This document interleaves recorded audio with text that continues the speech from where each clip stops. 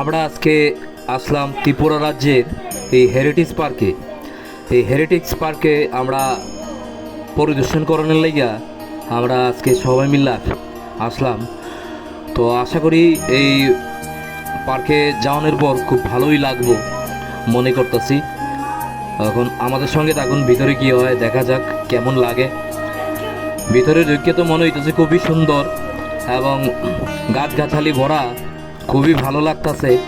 আমার ভাগ্নি মানে এমন কি কমু, এত আনন্দ, খুব ভালো লাগতেছে। আমার দিদি এবং সবাই আমার সব পরিবারে মিল্লা আমরা খুবই ভালোভাবে ফটোশ্যুট করতেছে।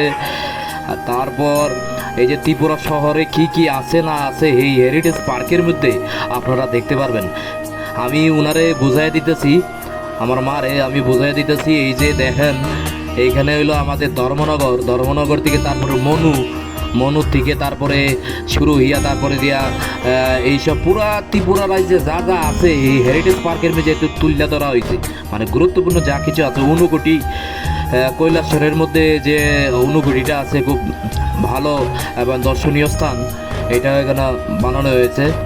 এবং যারা ত্রিপুরা রাজ্যে ভালোভাবে ঘুরতে পারতেছে না, তারা যদি এই হেরিটেজ পার্কে আসা পড়ে তাহলে মনে হয় ত্রিপুরা রাজ্যে মানে দর্শনীয় কী কী জায়গা আছে বা কী কী স্টেশন আছে, কোন জায়গা আছে সবগুলো বুঝতে পারবেন।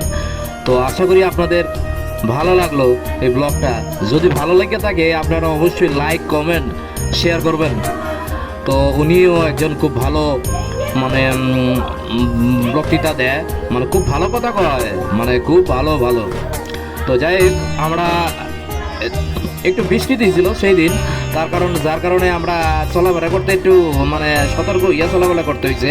এটা হলো রাজবাড়ি, এই যে আগরতলা শহরের যে ঐতিহ্যশালী, যেটার গর্ব আগরতলাবাসীরা করে এইটা। আর এইটা হলো 14 দেবতা বাড়ি এবং এই হলো আমাদের নীলমহল মেলা করে যেটা অবস্থিত। এইটাও মানে খুব সুন্দরভাবে মানে এজ ইট ইজ সেম বানিয়ে রাখছে। আপনারা যদি যাইতে না পারেন হেরিটেজ পার্কে আইয়া আপনারা দেখতে পারবেন। এই হলো আমাদের মাতাবাড়ি, উদয়পুর মাতাবাড়ি। এই হলো পিলাক, এটা খুবই ভালো এবং দর্শনীয় স্থান, আপনারা আসবেন। তো আমরা সবাই মিলে ত্রিপুরা রাজ্যে যা যা আছে সব কিছু দেখে লাগছি। তো আশা করি আপনারাও আসেন এবং হেরিটেজ পার্ক অবশ্যই পরিদর্শন করবেন।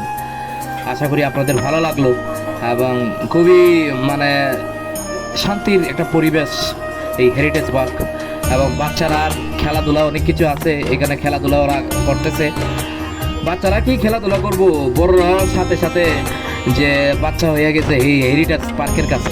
কারণ হেরিটেজ পার্ক এমনভাবে সৌন্দর্যতাভাবে সাজায় রাখছে গাছগাছালি দিয়া এবং বাচ্চারা খেলনা দিয়া।